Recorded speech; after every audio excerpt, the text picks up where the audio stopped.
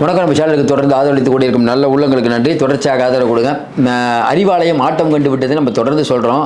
அறிவாலயம் ஆட்டம் கண்டுவது மட்டுமில்லை, இன்றைக்கி ஸ்டாலின்லேருந்து மொற்ற குடும்பமும் கதறி கொண்டிருக்குன்னே சொல்லலாம். அப்படி என்ன தகவல் வந்ததுன்னு நம்ம பேசுகிறதுக்கு முன்னாடி பல இடங்களில் ரெய்டெல்லாம் நீங்கள் பார்த்துருப்பீங்க. சார் ரெய்டு நடக்குது சார், இதில் ஒன்று அதுக்கப்புறம் அப்டேட்டே இல்லையான்னா மிகப்பெரிய ஒரு அப்டேட் இருக்குது, நம்ம விரைவில் சொல்கிறோம். ஆனாலும் திமுக ஆட்டம் கண்டு போயிருக்கிறது. ஸ்டாலினே ஒவ்வொருத்தட்டையும் ஃபோன் பண்ண ஆரம்பிச்சிட்டாரு. நம்ம இதை படிப்போம். இதை படித்ததுக்கப்புறம் உங்கள்கிட்ட சொல்கிறேன். நீங்கள் சொல்லுங்கள், உங்கள் தொகுதியில் திமுக ஜெயிப்பதற்கான வாய்ப்பு இருக்கா, இல்லை உங்கள் தொகுதியில் யார் முந்திட்டு இருக்கா? இந்த தேர்தல் அறிக்கை சூப்பர் ஸ்டார்னு சிஎம் சொல்கிறாரு, உண்மையிலேயே சூப்பர் ஸ்டாரா? உதயநிதி செங்கல் எடுத்துகிட்டு போய் ஜெயிச்சார்ல, அதே போல் எடப்பாடியை டார்கெட் பண்ணி இன்றைக்கி அவரை தன்னை அதாவது என்ன, எடப்பாடி பழனிசாமி உதயநிதியை திட்டத்திலே கவனம் செலுத்துகிறாராம். இதுதான் உதயநிதியுடைய ராஜதந்திரம். இந்த தேர்தலில் உதயநிதி ஒரு பெரிய ஒரு ராஜதந்திரத்தை ஏற்படுத்தியிருக்கார் அப்படின்னு இன்றைக்கி இருக்கக்கூடிய 200 உடன்பிறப்பு கட்டிருக்காங்களா, கூட இருப்பாங்களா, அவங்க சொல்லியிருக்காங்க. இப்போ நீங்கள் இதுக்கெல்லாம் கருத்து நிறையா சொல்லுவீங்கன்னு நினைக்கிறோம். உங்கள் கருத்தை பதிவிடுங்க. இப்போ திமுக முட்டு சந்தில் உறுதி அப்படிங்கிற மாதிரியான தகவல்கள் வந்துட்டு இருக்குது. இதை பற்றியும் நீங்கள் அவங்க கருத்துக்களை சொல்லுங்கள். இப்போ நான் படிக்கிறேன், படித்ததுக்கப்புறம் பேசுவோம். விசிக களம் காணும் 8 தொகுதிகளிலும் மோசமான நிலைமை நிலவுகிறது. அரக்கோணம் விசிக வேட்பாளர் எழில் கரோலினிக்கு அமைச்சர் ராணிப்பேட்டை காந்தியிடமிருந்து எந்த உதவியும் செய்யவில்லை. அதே போல பன்ருட்டி தொகுதியை அமைச்சர் MRK பன்னீர்செல்வம் கண்டுகொள்ளவே இல்லை. அவர்கள் இருவரையும் ஃபோனில் அழைத்த தலைவர் பிடிபிடி என பிடித்து விட்டார். அதன் பின்னரே அரக்கோணத்திலும் பன்ருட்டியிலும் திமுகவினர் இறங்கி வேலை பார்த்து வைக்கிறார்கள். இறங்கி வேலை பார்த்து வராங்கன்னு சொன்னாங்கல்ல, என்ன நடக்குதுங்கிறதே நம்ம பேசுவோம். அதுக்கப்புறம் மொடக்குறிச்சி மதிமுக வேட்பாளர் செந்தில்நாதனை அமைச்சர் முத்துசாமி கண்டுகொள்ளவே இல்லை.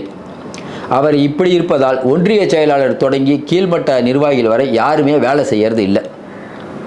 விஷயத்தை கேள்விப்பட்டவுடன் டென்ஷனான தலைவர் முத்துசாமியிடமும் ஒன்றிய செயலாளரிடமும் அவரே நேரடியாக பேசியிருக்கிறார். அதன் பிறகே மொடக்குறிச்சியில் மாற்றம் தெரிய தொடங்கி இருக்கிறது. கண்கட்ட பிறகு சூரிய நமஸ்காரம் கதை. திருவெற்றியூர் தொகுதி திமுகவுக்கு எப்போதுமே பலமான தொகுதி. இந்த முறை சிட்டிங் MLA KP சங்கருக்கு சீட்டு கொடுக்காமல் CPMக்கு மாற்றி விட்டார். அந்த பக்கம் கந்தன் ஒருத்தர் சரியாக வேலை செய்கிறார். இங்கே CPMக்கு வேலை பார்க்க ஆளே இல்லை. நம்ம ஏற்கனவே இதை சொல்லியிருந்தோம். திருவொற்றியூரை ஒதுக்கிட்டுச்சு. இதில் சங்கரின் ஆதரவாளர்கள் கடுப்பாகி தேர்தல் பணிகளில் சுணங்கி விட்டனர். CPM கட்சி நிர்வாகிகள் விஷயத்தை ஸ்டாலின்கிட்ட கொண்டு போகிறாங்க. அவரே சங்கருக்கு ஃபோன் போட்டு பேசியிருக்கார். அதைத் தொடர்ந்து ஓரளவுக்கு வேகம் எடுத்துக்கொண்டு இருக்கிறது. முழுமையான வேகம் இல்லை. திருத்தணி, திருவள்ளூர், அம்பத்தூர், தாம்பரம், பல்லாவரம், சிதம்பரம், கடலூர் என்று திமுகவினர் சுணக்கமாக இருக்கும் பல்வேறு தொகுதிகளிலும் ஒன்றிய நகர செயலாளர்கள் எல்லாத்துக்கும் CMA போன் போட்டிருக்கார். வழக்கமாக அமைப்பு செயலாளர்களும் மண்டல பொறுப்பாளர்களும் கீழ்மட்ட நிர்வாகிகளை விரட்டி வேலை பார்க்க ஆரம்பிப்பாங்க. இப்போ ஸ்டாலினே அவர் இறங்கி வேலை பார்க்குறாரு. கடைசி நேரத்தில் உளவுத்துறை 2 ரிப்போர்ட் கொடுத்துருக்கிறது. அந்த ரிப்போர்ட் அப்படிங்கிறது ரொம்ப முக்கியமான ரிப்போர்ட். அதன் பிரகாரம் வியூகங்களை வகுக்கலாம். சரி, திமுகவின் திட்டம் என்ன? முதலமைச்சரே பேசுகிறதுனால அங்கே இருக்கக்கூடிய நிர்வாகிகளுக்கு ஒரு புத்துணர்ச்சி வந்துருச்சான். குறிப்பாக பார்த்தீங்கன்னா ஸ்டாலின், உதயநிதி ஸ்டாலின், கனிமொழி ஆகியோர் பிரச்சாரத்துக்கு செல்லும் இடமெல்லாம் அமோக வரவேற்பு இருக்கிறது. சரி, இதெல்லாம் படிச்சுட்டு நம்ம கருத்தை சொல்லுவோம். இது அவங்க சொல்லியிருக்கிறது. அதே சமயம் எடப்பாடி பழனிசாமிக்கு கூட்டம் கூடிப்பதை நாங்கள் கவனிக்காமல் இல்லை. விஜய்க்கு வரும் கூட்டமெல்லாம் எங்களுக்கு மலைப்பை ஏற்படுத்துகிறது திமுக சொல்கிறாங்களாம். சமீபத்தில் தூத்துக்குடிக்கு அவர் சென்றிருந்த போது அவர் இருக்கும் 6 மாவட்ட சட்டமன்ற தொகுதிகளிலிருந்தும் ஆட்கள் வந்திருந்தார்கள். விஜயின் தூத்துக்குடி ரோட் ஷோ தூத்துக்குடியை சுற்றியுள்ள 6 தொகுதிகளிலும் எதிரொலிக்கும். விஜய் எங்களுடைய வாக்குகளை மட்டும் பிரிப்பதில்லை, அதிமுக வாக்கு மற்றபடி எல்லா வாக்குகளையும் அவர் பிரிக்கிறார். செயல் திட்டம் ஒன்று திமுக போட்டிருக்காங்களாம். வீரபாண்டி, சேலம் தெற்கு, கெங்கவல்லி தொகுதிகளின் வெற்றிக்கு உடையார் சமூக வாக்குகளை ஒன்று திரட்டுவதில் தொடங்கி பிற்படுத்தப்பட்டோர் வாக்குகள் சிதறாமல் இருக்க என்ன செய்ய வேண்டும் என்பதை அந்தந்த தொகுதி வேட்பாளர்களுக்கு அறிவுரை வழங்குகிறாங்களாம். ராமதாஸ் தரப்பு வேட்பாளரும் சசிகலா தரப்பு வேட்பாளரும் அதிமுக கூட்டணியை வாக்குகளை பிரிப்பதால் சில தொகுதிகளில் நமக்கு சாதகமாக இருக்கும்ட்டு. உங்களுக்கு தெரியும், ஐயா ராமதாஸ்க்கு நம்ம சிஎம் பேசினது, அவரும் நன்றி சொன்னது. திமுக கூட்டணி ஜெயிக்க வாய்ப்பே இல்லாத 50 தொகுதிகள் இருக்கிறது. அதை பற்றி நாங்கள் கவலைப்படவில்லை. யார்? திமுக சொல்கிறாங்க. உளவுத்துறை அதிகாரிகள் 110 தொகுதிகள் சாதகமாக இருக்கிறது என்று எச்சரித்திருப்பதால் கூடுதலாக உழைத்தால் ஜெயிக்க வாய்ப்பு இருக்கும் 70 தொகுதிகளை கண்டறிந்து அங்கே வைட்டமின், ஸ்வீட் பாக்ஸ் இதெல்லாம் இறக்கக்கூடிய வேலைகள். இன்னும் குறிப்பாக பார்த்தீங்கன்னா 70 தொகுதிகள் என்னென்ன அப்படின்னு பார்த்தீங்கன்னா 2 ரிப்போர்ட் வந்திருக்குது. அந்த 2 ரிப்போர்ட்டும் ஒவ்வொரு விதமாக சொல்லியிருக்காங்க. அதில் பார்த்தீங்கன்னா கிட்டத்தட்ட 70 தொகுதி கொடுத்துருக்காங்க. அந்த 70 தொகுதிகளிலும் இவங்க வேலையை ஆரம்பிக்க போகிறாங்க. இதுதான் செய்தி. அதாவது இன்றைக்கி திமுக அப்படிங்கிற ஒரு கட்சி வந்து பர்செப்ஷன் வாரில் தோத்துட்டுருக்கு. அதாவது இவ்வளோ நாள் வரைக்கும் என்னங்க பெரிய கூட்டணி ஜெயிக்க போகுது அப்படின்னு எல்லாரும் சொல்லிட்டு இருந்தோம். தேர்தல் வெளியிடுவதற்கு முன்பு இந்த கூட்டணி பேச்சுவார்த்தை நடந்த பிரச்சனை, ராகுல் வருவாரா வரமாட்டாரா, இப்போ என்னென்னா சிறுபான்மை மக்களுக்கு ராகுல் கோபமாக இருக்காருங்கிற எண்ணம் வந்துருச்சு. இனிமேல் வரப்போகிறார். இன்னொரு 4 நாளில் தூத்துக்குடியில் மீட்டிங் இருக்குது. ஆனால் என்னென்னா இப்போது கூட பல பேருக்கு ராகுல் காந்தி கோச்சிட்டாரு, ஏதோ சமாதானப்படுத்தி இவங்க கூப்பிட்டு வராங்கப்பா. இது 12% இன்றைக்கி சிறுபான்மை வாக்கள் உடைய போகுது. இது ஸ்டாலினுக்கும் தெரியும். என்ன பண்ணுறதுன்னு தெரியாமல் முடிச்சுட்ருக்காங்க. நிறையா சர்ச்சைகளில் இப்போவே பேச தொடங்கி விட்டார்கள். எப்படியாவது சிதாமல் அந்த வாக்குகள் வரணும். இன்னொன்று, கம்யூனிஸ்டிக தோழர்கள்ட்ட கேட்டிங்கன்னா மார்க்ஸ் சிலையை வந்து சிஎம் திறக்கிறார். நம்ம ஆளுங்க அவரை சிலையை திறக்கவே விட்டுருக்கூடாது. 12 மணி நேரம் எல்லோரும் வேலை பார்க்கணுன்னு சட்டசபையில் தீர்மானம் போட்டவர் சிஎம். இவர் எதுக்கு மார்க்ஸ் சிலையை திறக்கிறார்? கம்யூனிஸ்ட்டுகள்லேயும் எப்பயுமே கம்யூனிஸ்ட்டுகள் வந்து கம்மியாக இருந்தாலும் ஓட்டு போட்டுருவாங்க. இந்த தடவை அங்கேயே அடி வாங்குதுங்கிறாங்க. கம்யூனிஸ்டிக தோழர்களே ஓட்டு போட மாட்டார்கள் திமுகவுக்கு. ஏற்கனவே நம்ம சொன்ன மாதிரி விசிகாவில் அவ்வளோ குழப்பம் இருக்குது. பழைய விசிகா இல்லை, இது வேறு விசிகா. இங்கே இருக்கக்கூடியவங்க அவங்க ஆட்களுக்கே ஓட்டு. நம்ம ஏற்கனவே சொன்ன மாதிரி செய்யூரில் பார்த்தீங்கன்னா பனையூர் பாம்பு சிட்டிங் எம்எல்ஏ அவர் வந்து பிரச்சாரத்துக்கு வரமாட்டுறாரு. ஷானவாஸ் அவர்கள் எல்லா ஊர்லேயும் பிரச்சாரத்தை போட்டாங்க, அவர் இது வரைக்கும் போட. அப்போ உள்ளே வந்து அவ்வளோ ஒரு கொந்தளிப்பு இருந்து கொண்டு இருக்கிறது. தேமுதிக சொல்லவே வேணாம். பிரேமலதா அவர்களுக்கு 10 சீட்டு கொடுத்து ஸ்டாலின் வந்து பெரிய பின்னடைவை சந்திச்சிட்டார். 10 சீட்டும் போச்சு. முதல்ல என்ன நினச்சிட்டு இருந்தாங்கன்னா காங்கிரஸுக்கு நிற்கக்கூடிய தொகுதிகள் இப்போ வேளச்சேரியிலேருந்து நிறையா ஊரில் காங்கிரஸுக்கு தான் வேஸ்ட்டாக தொகுதி கொடுத்துருன்னு நினச்சாங்க. காங்கிரஸாவது பரவாயில்ல பொழுது பர்ஃபார்மன்ஸில். இங்கே தேமுதிக திணறி கொண்டிருக்கிறது. இன்னொன்று என்ன சிக்கல்லாம், தேமுதிகவுக்கு ஒரு அமௌண்ட்டு கொடுத்துருக்காங்க. அமௌண்ட்டுன்னு சொல்லக்கூடாது, ஸ்வீட் பாக்ஸ் கொடுத்துருக்காங்க. அந்த ஸ்வீட் பாக்ஸ் அப்படிங்கிறது வந்து அவங்க இறக்காம விட்டுருக்காங்களாம். பழசை வந்து அமுக்கி வச்சுருக்காங்க. இதில் வேறு ஒரே சமூகத்துக்கு கொடுக்குறோம், இப்படி ஒரு பஞ்சாயத்து. இன்னொரு பக்கம் வைகோ பாவம், அவங்க கட்சிக்காரங்க திணறிட்டு இருக்காங்க. வேறு என்ன பேசுறதுன்னு தெரியாமல் வந்து மாட்டிக்கிட்டோங்கிற மாதிரி. இப்போ எல்லாத்தையும் தாண்டி தப்பிச்சது வந்து கமல் தான் போடுது. பரவாயில்லப்பா நம்ம தப்பிச்சிட்டோம். ஏன்னா இன்றைக்கி இருக்கக்கூடிய சூழ்நிலையில் கமல் நின்றுருந்தாருன்னா அவங்க கட்சிக்காரங்களுக்கு பல பிரச்சனைகள் வந்திருக்கும். இன்றைக்கி இருக்கக்கூடிய சூழ்நிலையில் சரி ஏதோ வந்து ரெட் ஜெயின் படம் கொடுத்தது, பணம் கொடுக்குறாங்க, நம்ம படம் எடுக்கிறோம், இதோட கமல் ரொம்ப சாதுரியமாக நிறுத்திக்கிறார். நீங்கள் கேட்கலாம், கமல் நிறைய இடத்துல பார்க்கலையே, இனிமேல் தான் பிரச்சாரத்தை ஆரம்பிப்பார். என்னங்க இப்போ தான் ஆரம்பிக்கிறாராமா, இனிமேல் தான் ஆரம்பிப்பார். கொடுக்குற காசுக்கு தானே உழைக்க முடியும், அதிகமாக உழைக்க முடியும். ரொம்ப தெளிவாக இருக்காங்க. என்ன ஒன்றுனா இன்றைக்கி திமுக அப்படிங்கிறது அந்த கேஸ் பிரச்சனையை வச்சு கொஞ்சம் விளையாடலான்னு பார்த்தாங்க. இப்போ பார்த்துட்ருக்க நீங்கள் சொல்லுங்கள், மக்கள் உங்கள் வீட்டில் யார்ட்டையாவது கேஸ் பிரச்சனை இருக்கா? கேஸு அதாவது நம்ம வந்து ஆட்டோ டிரைவருக்கு அந்த பாதகம் இருக்குது, அதில் மறுக்கலை.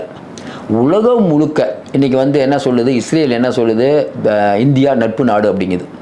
இன்னொரு பக்கம் ஈரானும் நாங்கள் வந்து நட்பு நாடு இந்தியாகுது. ட்ரம்ப்பு சொல்கிறாரு இந்தியா எனக்கு வேண்டிப்பட்டவங்கன்னு. அப்போ மோடியுடைய பல கொள்கைகளை நம்மளே எதிர்த்தோம். மோடி அவர்கள் வந்து தப்புங்க அப்படின்ட்டு. ஆனால் அந்த வெளிநாட்டில் இருக்கக்கூடிய இப்போ ஸ்ரீலங்காவில் பார்த்தீங்கன்னா பெட்ரோல் விலை எவ்வளோன்னு தெரியும். ஆனால் நம்ம ஊரில் பெட்ரோல் விலை ஏறிச்சா? அப்போ ஏதோ ஒரு நடவடிக்கைகள் இன்றைக்கி வந்து ஒன்றிய அரசு எடுத்துருக்குது. சார் எல்லாத்தையுமே ஒன்றிய அரசு தப்புன்னு நான் சொல்ல வரல. ஓரளவு இந்த கேஸ் மேட்டர் அப்படிங்கிறது, ஏன்னா கேஸ் உண்மையிலேயே தட்டுப்பாடு பொதுமக்களுக்குன்னா பெரிய அளவு எடுபடும். நல்லா யோசனை பாருங்கள், கேஸே வீட்டுக்கு கிடைக்கலன்னா இந்நேரம் எடப்பாடி பிரச்சாரம் பண்ண முடியுமா? எல்லாம் கேட்க ஆரம்பிச்சிருவாங்க. இன்னொன்று திமுக அதை பற்றியே பேசிகிட்டு இருக்கோம். அது லைட்டாக பேசிட்டு சிஎம் ஒரு நாள் பேசினா அப்படியே கடந்து போகிறார். அது அவருக்கும் தெரிஞ்சு போச்சு. இன்னொன்று என்ன சொல்கிறாரு, தமிழ்நாட்டில் தனிநபர் வருமானம் உயர்ந்துருச்சுன்னு சிஎம் சொல்கிறாரு. சரி பார்த்துட்டு இருக்க, நீங்கள் சொல்லுங்கள், தனிநபர் வருமானம் உயர்வதற்கு சிஎம் என்ன பங்களிச்சார்? நமக்கு ஒன்றும் புரியலையே. ஏதாவது ஒரு கம்பெனி ஆரம்பிச்சின்னா கமிஷன் கேட்பாங்க, வெளிநாட்டிலேருந்து முதலீடு வந்தால் அதுக்கும் கமிஷன் கேட்பாங்க. இவங்களால நிறைய கம்பெனி ஓனர் தான் மிச்சம். பக்கத்தில் இருக்க தடாவில் பார்த்தீங்கன்னா அவ்வளோ கம்பெனி இருக்குது. தமிழ்நாட்டில் ஆரம்பிக்காமல் தடாவில் ஆரம்பிச்சிருக்காங்க பார்டரில். ஏன்னா பொறியியல் துறை அதிகாரிகள்லாம் நம்பாளுங்க. எம்ஜிஆர் காலத்தில் நிறையா பொறியியல் காலேஜ் ஆரம்பித்தாங்க, அதில் படித்தவங்க இப்போ நிறைய இடத்துல இருக்காங்க. இதில் திமுகவுக்கு என்ன பலன் கிடைச்சது? நீங்கள் என்ன பண்ணீங்க? நல்லா யோசனை பாருங்கள். சொல்கிறது என்ன சார், நாங்கள் வந்து விடியல் பயணம் கொண்டு வந்தோம், அது கொண்டு வந்தோம், இது கொண்டு வந்தோம். முழுக்க ஷோகேஸ் அரசாக இருந்து கொண்டிருக்கிறது. பல விஷயங்களுக்கு உங்கள்கிட்ட பதிலே இல்லை.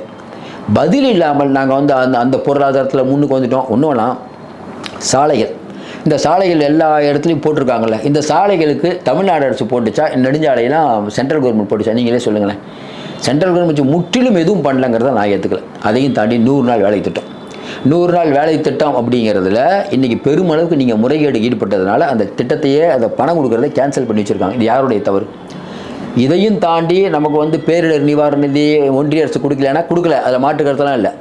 ஒன்றிய அரசுன்னு அவளை வஞ்சித்து, அதில் மாற்று கருத்து இல்லை. ஆனால் முழுமையாக வஞ்சிச்சிருச்சு, ஒன்றுமே கொடுக்கல அப்படிங்கிறத நான் என்னால் ஏற்றுக்க முடியாது. நீங்கள் என்னென்னா இப்போ எடப்பாடி பழனிசாமி சொல்கிற மாதிரி சார் எல்லாத்துக்கும் நீங்கள் மோடியை குறை சொல்லிட்டு கூட. பினராயி விஜயன் மோடிக்கு நேர் எதிரி. அவர் நேராக தலைமைச் செயலாளரை கூப்பிட்டு போய், நிதித்துறை செயலாளரை கூப்பிட்டு போய் நம்ம நிர்மலா சீதாராமனை பார்த்து நிதி வாங்கிட்டு வர்றாரு சார். கம்யூனிஸ்ட்டு சார் அவர். நீங்கள் என்ன சார் பண்ணிட்டு இருக்கீங்க?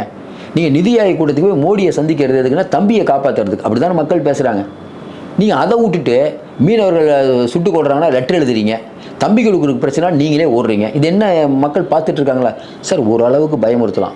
எப்போ பார்த்தாலும் பிஜேபி வந்துடும், பிஜேபி வந்துடும், பிஜேபி வந்துடும். அதுக்குள்ளே இன்னொன்று சொல்கிறாரு, பிஜேபி நிதியே கொடுக்க மாட்டேது, அவங்களுக்கு ஓட்டு போட்டால் தான் எய்ம்ஸ் கொண்டு வருவாங்க. இதெல்லாம் பேசலாமா? சரிங்க, அவங்களுக்கு ஓட்டு போட்டு போகிறாங்க, எய்ம்ஸ் வரும்னு மக்கள் நினைப்பாங்கன்னு நினைக்க மாட்டாங்களா? எப்போ பார்த்தாலும் காசு இல்லை காசு இல்லை காசு இல்லைன்னு பஞ்சப்பாட்டே பண்ணால் அந்த காசுக்கு என்ன வழி பண்ணியிருக்கீங்க? ஒன்றிய அரசுடன் சில சமயம் என்ன சொல்கிறீங்க, இப்போ பிரதமர்கிட்ட நான் போய் பேசும்போது இல்லைங்க பிரதமரோட நல்லுறவு இருக்கணும்னு நீங்கள் தான் சொல்கிறீங்க. ஆனால் தேர்தல் வந்தால் மட்டும் பிரதமர்கிட்ட திட்ட ஆரம்பிக்கிறீங்க. எந்த விதமான மனநிலை? ஆளுநரை திமுறை அடக்குவோங்கிறீங்க. ஆனால் ஆளுநர்கிட்ட போய் நீங்கள் அடிக்கடி கொஞ்சம் குழாவுறீங்க. முதல் வருஷம் ஆளுநருக்கு இப்போ டீ பார்ட்டிக்கு நீங்கள் போகல, ஏன்னு கேட்டால் ஆளுநர் மோசங்கிறீங்க. அடுத்த தடவை போகிறீங்க, ஏன்னு கேட்டால் ஆளுநருன்னு ஒரு பதவிக்கு ஒரு மரியாதை இருக்குங்கிறீங்க. அப்போ போன தடவை மரியாதை இல்லையா? யாரை ஏமாற்ற பார்த்துட்ருக்கீங்க? ஆளுநருக்கு எதிராக கூட்டணி கட்சிலாம் போராட்டம் நடத்துமா? ஸ்டாலினும் உதயநிதி அங்கே இருக்கக்கூடிய அமைச்சர்கள்லாம் போய் டீ பார்ட்டியில் கலந்துக்குவீங்களாம். எப்படி? அதாவது கூட்டணி கட்சிகளை மக்கள்கிட்ட எதிரின்னு காட்டுறதுக்கு கூட்டணி கட்சிகளை பண்ணுறது, மேலே மோடிக்கிட்ட நான் உங்களுக்கு சப்போர்ட்டுன்னு காட்டுறதுக்கு டீ பார்ட்டி. யாரை ஒன்று வேணாம், கெஜ்ரிவால்லேருந்து ஹேமந்த் சோரன் எல்லாரையும் அரெஸ்ட் பண்ணக்கூடிய பிஜேபி உங்களை ஏன் இன்னும் விட்டு வச்சிருக்குது? அவங்களுக்கு ஒரு டீலிங் இல்லைன்னு நாட்டு மக்கள் நினைக்கிறாங்க. அவங்களுக்கு ஒரு டீலிங் இருக்குது. இப்போ அவங்க ஜெயிக்கணுங்கிறதுனால சில வேலை பண்ணுறாங்க. அதுலேயே உங்களால் தாங்க முடியல. இதெல்லாம் முதல்லையே பண்ணியிருக்கணும். பார்த்து கொண்டிருக்கக்கூடிய மக்கள் பண்ணுங்கள், குடும்பம் கதறி கொண்டு இருக்கிறது, அறிவாலயம் ஆடி போய் கொண்டு இருக்கிறது. இவங்களுடைய அந்த பேச்சு இருக்குல்ல, பேச்சில் ரொம்ப மோசமாகிட்டாங்க. ஒரு பக்கம் விஜய் கேட்குற கேள்விக்கு பதில் சொல்ல முடியல, எடப்பாடி பழனிசாமி கேட்குற பதில் சொல்ல, அந்த பர்செப்ஷன் வாரில் திமுக தோற்று, திமுகவுக்கு அதிரடியாக ஒரு பயம் வந்து விட்டது. ரைடை பார்த்தோன்னா இன்னும் பயம் வந்துருச்சு. இதையெல்லாம் பார்த்துட்டு இருக்கக்கூடிய மக்கள் நீங்கள் முதலே சொல்லிட்டு இருப்பீங்க கண்டிப்பாக திமுக ஜெயிப்பாதுன்னு ஊர் பேரெலாம் போட்டு சொல்கிறீங்க. சார் நான் இந்த ஊரில் இருக்கேன், கண்டிப்பாக இங்கே திமுக ஜெயிக்கிறதுக்கான வாய்ப்பே இல்லை. எம்எல்ஏவை பார்த்தா மக்கள் ஓடுறாங்க. நல்லா யோசனை பாருங்கள். நம்ம அனிதா ராதாகிருஷ்ணன் போனால் பஞ்சாயத்து, கீதா ஜீவன் போனால் பஞ்சாயத்து, அமைச்சர்கள் அமைச்சர் பெரிய கருப்பன் போனால் பஞ்சாயத்து. மக்கள் விரட்டி அடிக்கக்கூடிய நிலைமை தான் இன்றைக்கி தமிழ்நாடு இருக்குது. இதுதான் ஒரு வேளை திராவிட மாடல்னு சிஎம் சொல்கிறாரு போல இருக்குது. பாவமாக இருக்குது அவர் நினச்சா. ஏன்னா ஒரு 5 பேர் அவர்கிட்ட கொண்டு போய் முட்டி சந்தில் விட்டுட்டு அவங்களும் இன்றைக்கி பதவி இல்லாமல் இருக்காங்க. அவங்களுக்கு பிரச்சனை இல்லை, எடப்பாடி கிட்ட கூட போய் அவங்க ஏதாவது பதவியை போயிடுவாங்க. ஸ்டாலின் என்ன பண்ண போகிறாரு? ரைட், நிறையா சொத்து இருக்குது, வேறு என்ன பேசுகிறது நம்ம தெரியல. தொடர்ந்து ஆதரவு கொடுங்கள். மீண்டும் சந்திப்போம். நன்றி, வணக்கம். இவ்வளோ